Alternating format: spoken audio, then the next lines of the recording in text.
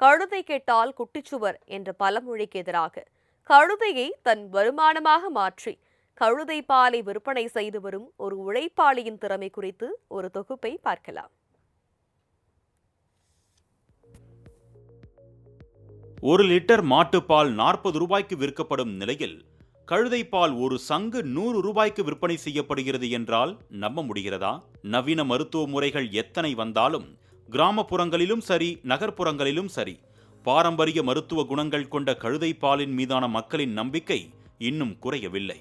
அந்த நம்பிக்கையினை ஆதாரமாக கொண்டு விழுப்புரம் மாவட்டத்தைச் சேர்ந்த சலவை தொழிலாளியான நடேசன் தமிழகத்தின் பல பகுதிகளுக்கு சென்று கழுதை பாலை விற்பனை செய்து வருகிறார்.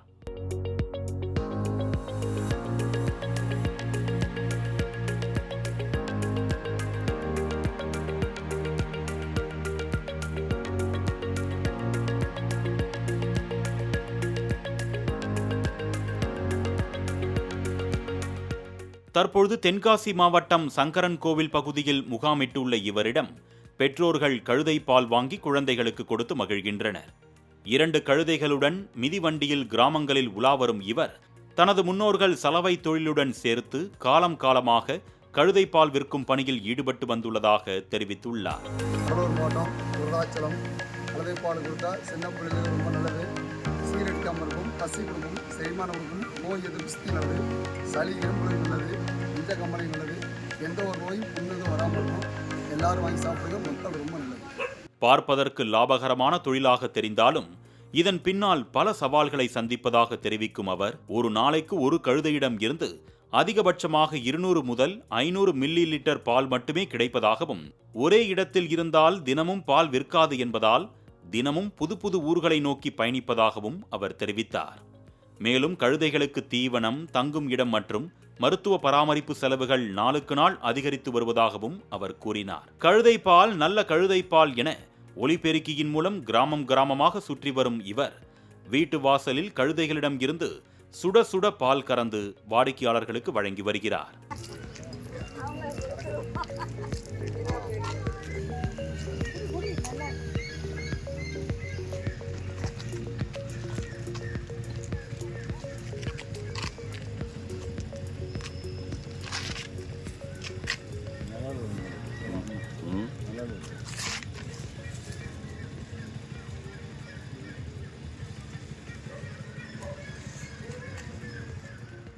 இது பற்றி நடேசன் கூறுகையில், தற்பொழுது கழுதை இனங்கள் சிறிது சிறிதாக அழிந்து வருவதாகவும், வருங்காலங்களில் அரிதிலும் அரிதாக கிடைக்கும் பொருளாக கழுதை பால் மாறிவிடும் என்றும் கவலையுடன் தெரிவித்தார்.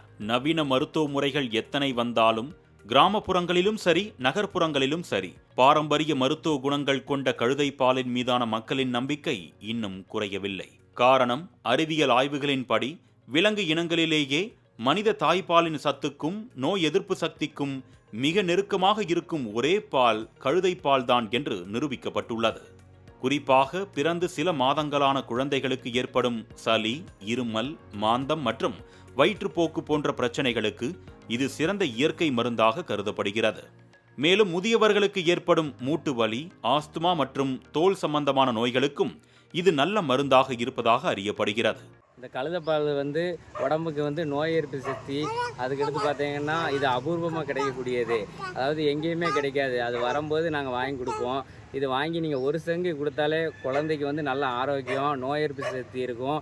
சீர் தட்டாது முக்கியமாக. இப்போ பார்த்தீங்கன்னா குழந்தைக்கு முக்கியமாக அந்த சீர் தட்டி ரொம்ப சங்கடப்படுவாங்க. அதுக்கு பச்சளை அது இதுன்னு கொடுப்பாங்க. அதுக்கு நீங்கள் வருமுன் காப்ப மாதிரி முதல்ல இது வரும்போது இந்த பாலை வாங்கி கொடுங்க, கழுதைப்பாலை.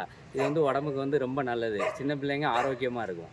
எத்தொழில் செய்யினும் மேன்மை என்பது போல அவமானம் பார்க்காமல் கடுமையான உழைப்பையும் பாரம்பரிய அறிவையும் மூலதனமாக கொண்டு ஊர் ஊராக சென்று கழுதை பால் விற்கும் இந்த சலவை தொழிலாளியின் உழைப்பு போற்றுதலுக்கு உரியதே. மாலை முரசு தொலைக்காட்சி செய்திகளுக்காக சங்கரன் கோவில் செய்தியாளர் ஹரிஹரனுடன் நந்தகுமார்.